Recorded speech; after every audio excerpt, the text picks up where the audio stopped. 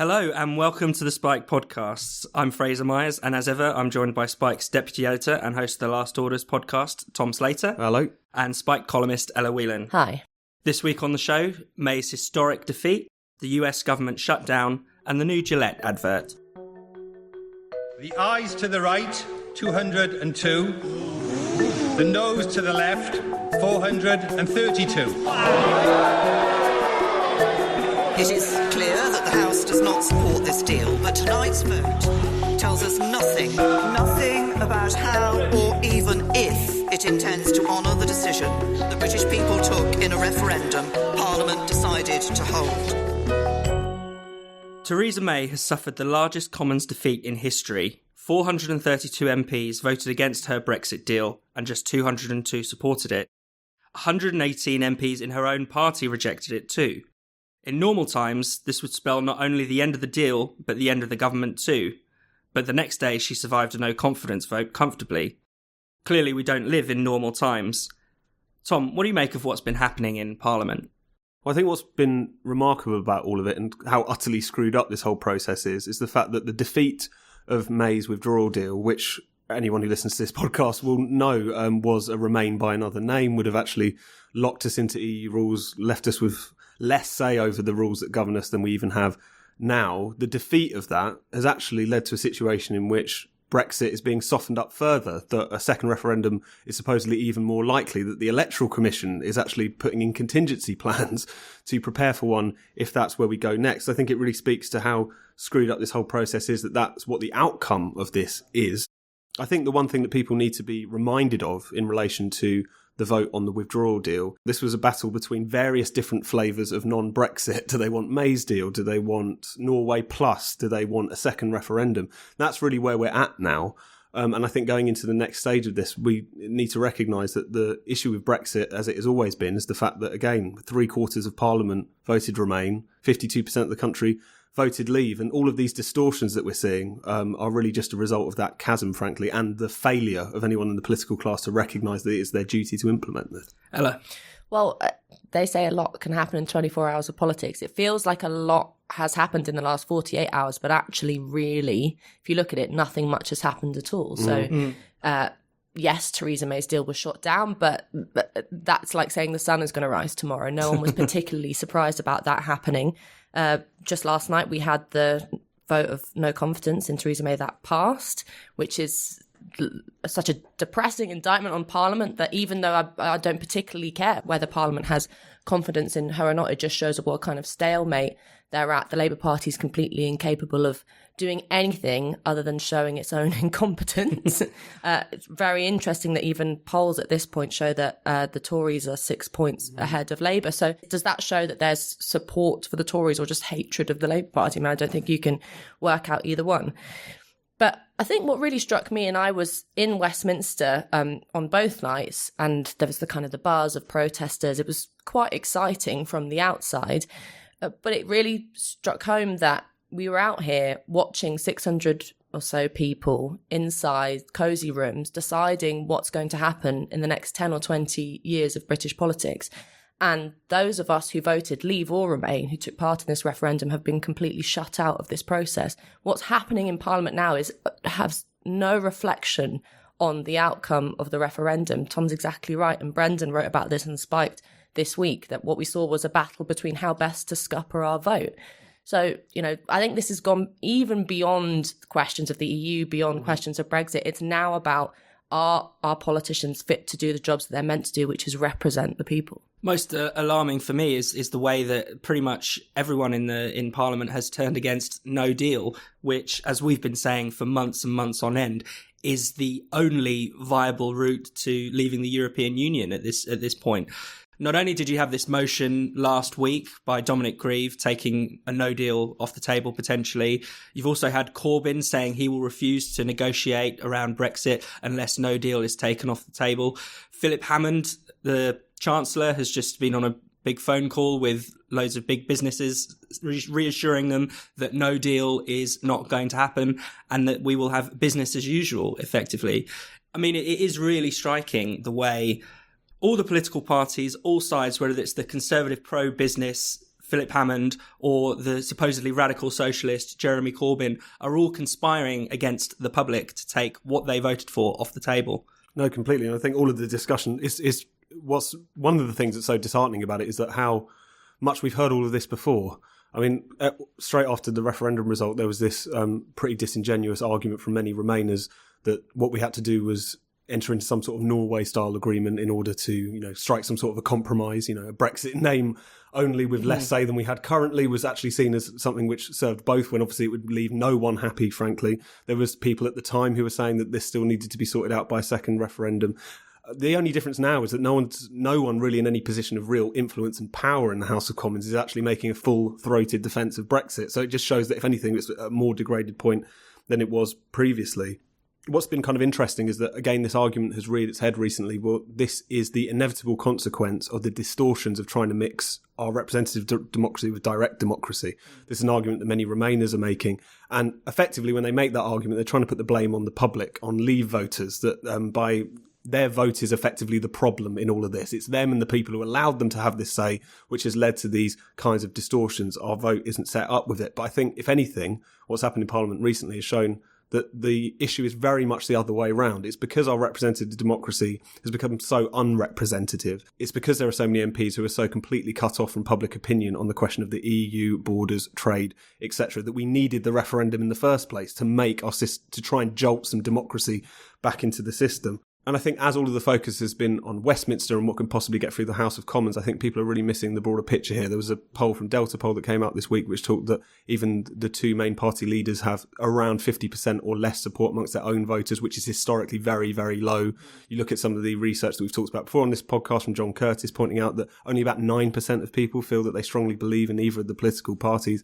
These people are living on borrowed time. And the more and more in which they do this, as much as they might want to pretend that they're valiant warriors for their constituents and the national interest, the only consequence of this in the long term, at least, is that it's going to put people, if not off of politics, and certainly off of these politicians. I am flabbergasted by what's happening in relation to no deal, not just because the goalposts have changed so dramatically. I mean, it was only last year that the Prime Minister was talking about no deal being better than a bad deal. Yeah. And now it's been reframed as a kind of suicide mission. We've talked about this loads on this podcast.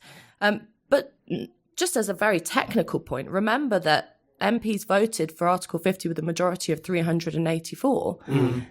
Which meant that the very simple fact is, if we don't have a deal, then you leave the EU with no deal. I mean, I don't want to push it like Jacob Rees-Mogg says and says this would be them breaking the law if they go against it.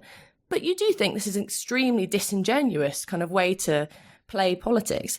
Phil Mullen's written a great article for Spiked this week that everyone should read, because it just details very clearly how this whole panic over no deal is symptomatic of a much bigger problem within the British economy. He makes this fabulous point that politics is not the cause of economic phenomenon. So you can't see it in that way. But more crucially, that economics is not the cause of political change. This whole idea that either Leave voters were voting because, their conditions are crap and they've got rubbish jobs and they're sick and fed up of their local high streets going under, or that people are not going to want to push for the full democratic outcome of Brexit, which would at this point be no deal, because they're scared of Airbus leaving us. I mean, it's such a elitist, actually, and disingenuous way of looking at politics. I think the other big piece of this is, of course, the Labour Party.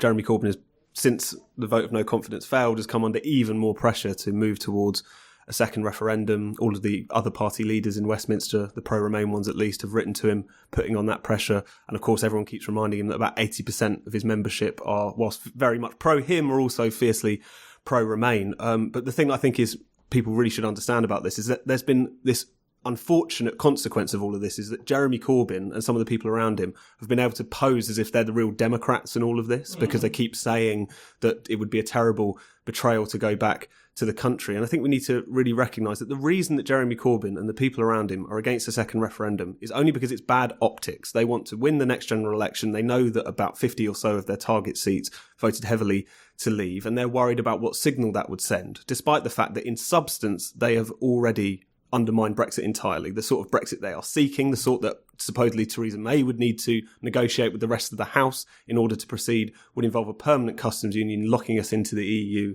and locking us into a part of the EU that people on the Labour left used to heavily criticise for the way in which it inflicts damage on various third world economies. He's completely undermined his own principles, his own prior arguments. He's completely scuppered Brexit, and I don't think anyone should let him get away with posing as one of the last people standing up for the will of the people. It's entirely disingenuous.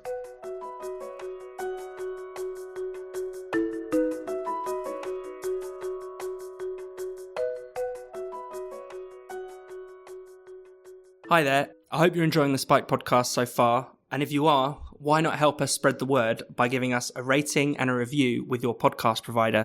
It won't take long, but it will make a huge difference for us. So we'd be massively grateful if you could take a tiny bit of your time to give us a rating and a review. Right, now back to the show.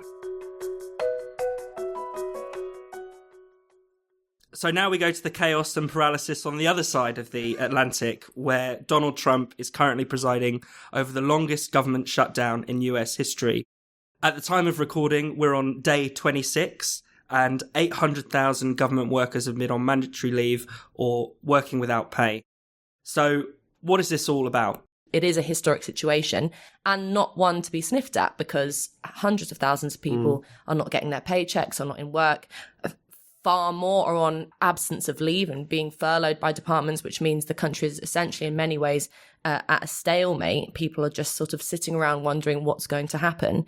On the other hand, what they're rowing over, this $5 billion for the wall to be built, is, as Sean Collins wrote in Spike, 0.1% of the budget. So just to put that into perspective, this is actually a really, really small thing, but it's over a very big political issue, the wall, which Democrats see as their moral mission to oppose, and Trump sees as the only way to stick true with his base is to say, I am going to build that wall. So zoom out, and this is actually a very, very bizarre situation to have the country go into shutdown over. Nevertheless, it doesn't seem like anyone's moving anywhere anytime soon. I mean, it is interesting, this question of the wall, particularly as you say, it is a lot of money for to enforce one policy, $5.7 billion for a wall that most people, even on its own terms, say would be ineffective at, improving border security.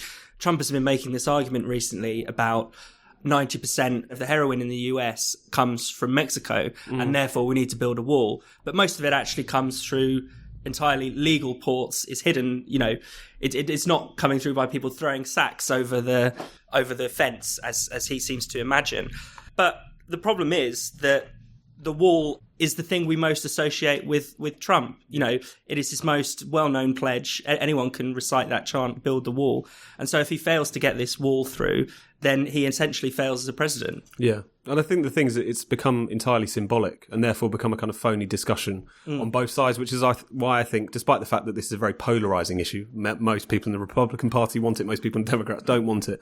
Nevertheless, I think when you really get down to it, I think what most people are concerned about, if they're concerned about immigration, is doing it properly, not just pursuing this one mad policy just for the sake of it. But I think that's what makes this issue so intractable, is it's become all about symbolism and posturing rather than substance. As you point out, the wall is not going to do anything to solve the alleged problems as Trump sees them. Similarly, as Wendy Kamner points out on Spike this week, the government doesn't even own some of the land in which they would have to build this wall, so there's no plan in place for this to happen. It's entirely a kind of gesture.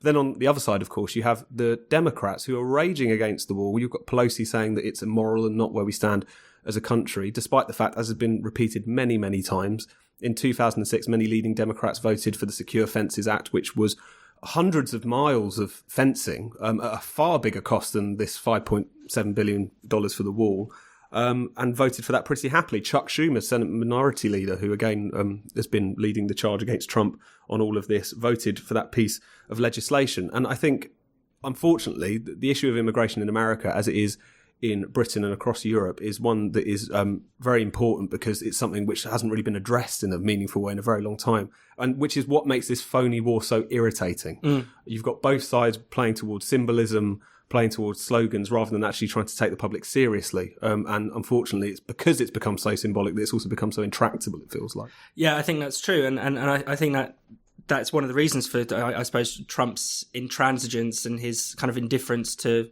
what's going on. He's taken pride in engineering this shutdown, which is completely bizarre, completely ignoring all the hundreds of thousands of people who will go without their paychecks, who, have had this foist upon them, who haven't been able to plan for this. And many of those people will be people in his base. Mm-hmm. Government workers aren't just the swamp in DC. They're people all over the country working for, national parks, working for various tax offices and things like that.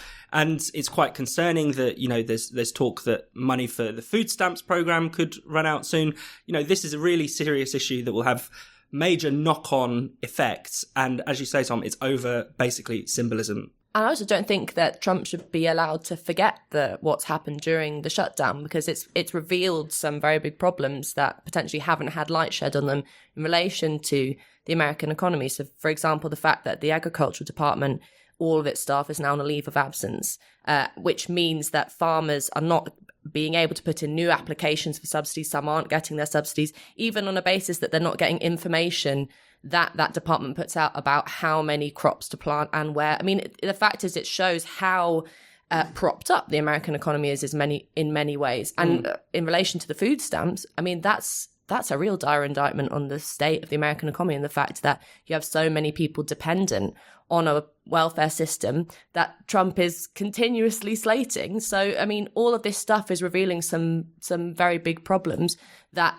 this shutdown is only going to heighten. And even if it does get solved, if they come to some arrangement which, appeases the Democrats' desire to allow the dreamers, the people who were born of immigrants, came to the US to stay in exchange for some money for some part of a wall or a fence, or however they decide to pose it. None of these issues are going away. Either the Republicans or the Democrats shouldn't be allowed to forget what this shutdown has revealed in relation to the state of America. And I also think for anyone who cares about immigrants' rights and cares about migration as an issue and wants to really push for a more liberal and humane system, I think the way in which the Democrats have turned this into a kind of culture war issue almost is actually really, really bad news, because, again, you go hoarse pointing this out, but nevertheless, for instance, people have talked about Trump's immigration policies as being, uniquely Hitlerian, yet just on the issue of something like deportations, as we know, during the Obama years, they hit this enormous peak. In 2012, he was deporting something like 400,000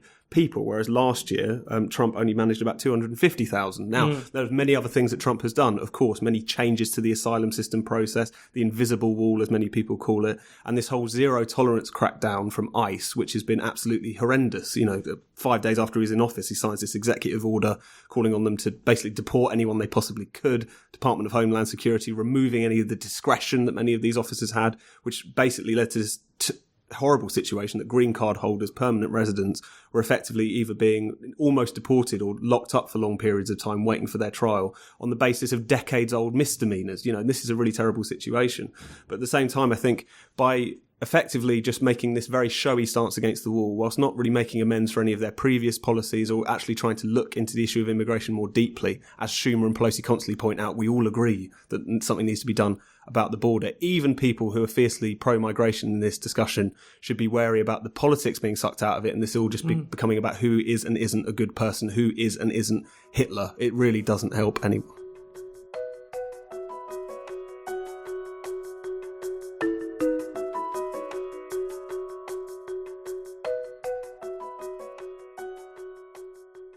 I'd just like to take a really quick moment to say a massive thank you to everyone who's been donating to Spiked. I know many of you who listen to this podcast have donated to us in the past or make monthly donations, and it's thanks to your contributions and generosity that we can keep going and growing.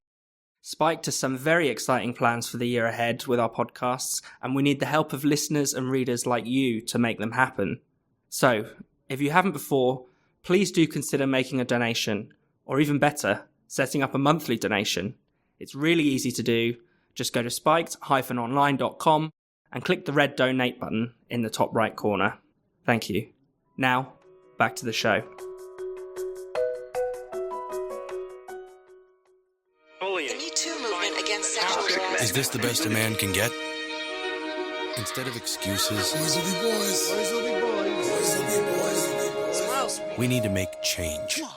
This week, Gillette launched a Me Too-inspired advertising campaign. Instead of promising the best a man can get, the razor blade manufacturer called on its customers to be the best men they can be. and it's been hugely controversial. The advert has earned 731,000 dislikes on YouTube. So, what's behind the backlash? I think the backlash is quite simple, is that people don't like being lectured to. I mean, the thing about these adverts is, as many people who leapt to their defence were trying to point out, how could anyone have problems with this? So depicting men stopping kids from bullying one another, or depicting men telling each other off, and one of them tries to follow a woman up the street. Who could possibly have a problem with that? Of course not. But the thing about virtue signalling is the fact that it presumes that the vast majority of people are not virtuous, that they need these kinds of instructions just to get them up to the watermark of basic decency. That's why it irritates people so much. Now, of course, I, as much as anyone else, tire of the kind of incessant online culture war. The fact that as soon as, Greg's put out a vegan sausage roll or there's a new Gillette advert, suddenly, Piers Morgan is rallying the un-PC masses online to launch boycotts, etc. It's irritating, no doubt. But at the same time, I think people need to recognise that the reason this has irked so many people so much is because there is this bizarre tendency on behalf of everyone, but increasingly for some reason corporations, to treat it as their job to kind of issue public service announcements to a public who broadly already agree with the points being made. And I think that's always going to wind people up, to be honest. Yeah, I think that's the point, is if this was just another, as you call it in The Spectator, woke advert, that was just about, which I think the Gillette advert probably is just about making sure that it gets seen. Definitely. It's creating a controversy so that it will up its publicity. On the other hand, this issue of toxic masculinity and telling boys to be the right kind of boys, in the same way that feminism lectures to women about how to be the right kind of women as well, it's part of a much bigger political discussion that is a bit more serious than a Gillette advert, which is the sort of medicalization of masculinity as this illness, the toxic illness that presumably all men suffer from unless they have it drilled out of them, which is a complete insult to young men, as I see it. I mean, I'd be relatively pissed off if I was a young guy to be told that I was suffering from toxic masculinity if occasionally I had a rumble with my friends, which is what happens in the Gillette advert. But also, it's this bizarre idea that it is the job of big business to tell us how to behave. I mean, the power that advertising is given in relation to these whole discussions about political correctness and representation and responsibility of business is mad, because I thought that we were about saying that big business should keep out of our personal lives. What about that whole idea of being influenced, that panic about what influence big business can have? But if it's the right kind of influence, if it's pushing you to be a nice, politically correct, middle of the road softie, as it sort of seems like in this advert, then that's fine. It's interesting to compare it with the Nike advert that came out around 6 months ago, because that was another example of what you might call woke capitalism, where basically Nike dipped its hands into the fire of the culture war and actually seemingly didn't get too burnt. There was a big backlash, but according to CBS, their sales went up by 36% on the year. So it can be very effective, but I think the Gillette advert is perhaps slightly different because of this hectoring tone. On the question of toxic masculinity, last week the American Psychological Association declared toxic masculinity to be a mental illness. And they made the following statement, which I think is just worth reading in full. Traits of so-called traditional masculinity, like suppressing emotions and masking distress, often start early in life and have been linked to less willingness by boys and men to seek help, more risk-taking and aggression, possibly harming themselves and those with whom they interact. And I mean, it's very strange to see certain values and certain character traits, which once would be seen as admirable, are now denounced as basically a mental illness.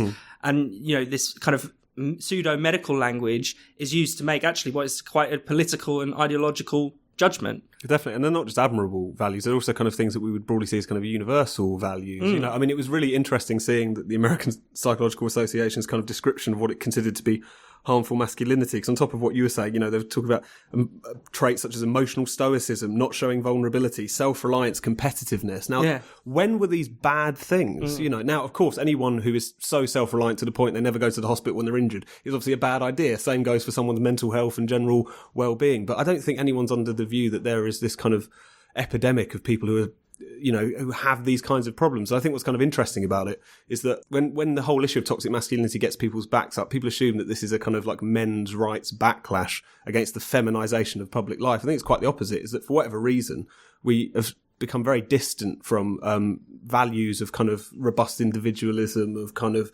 of issues of self-reliance, of stoicism. Those have become deeply unfashionable, and the toxic masculinity thing is basically just one manifestation of that in a very kind of gendered way. But it's a problem across the board. These are things which are seen as dangerous, seen as not very positive, when at the same time these are values that previously we would see as incredibly valuable things for both men and women to emulate. And yeah, the key point is also why is emotional stoicism or courage or being able to maintain a poker face not a women's trait either? I mean, the idea that the suggestion is that because these are all toxic masculine traits, then the being, emotionally needy, ready to cry at the drop of a hat is feminine, is for what women do, and so then men should become more like women, which is a kind of sexist portrayal, a genuinely sexist portrayal of women's ability to control their emotions. I mean, this is what people used to say to keep us out of public life, because we would be hysterical and cry, at the first sign of adversity.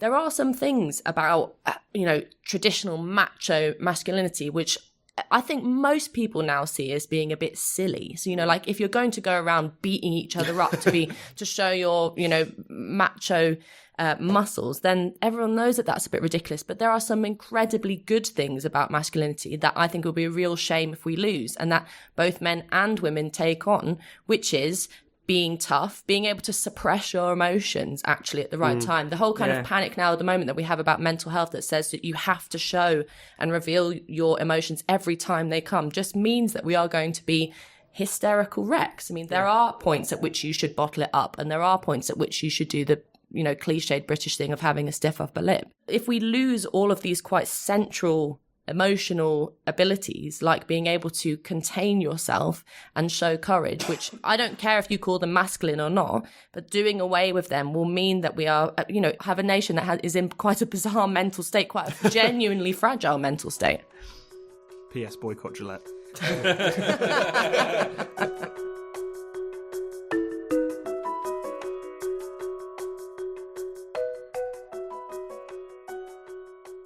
You've been listening to the Spike podcast. If you've enjoyed the show, don't forget to give us a rating, a review, or even make a donation.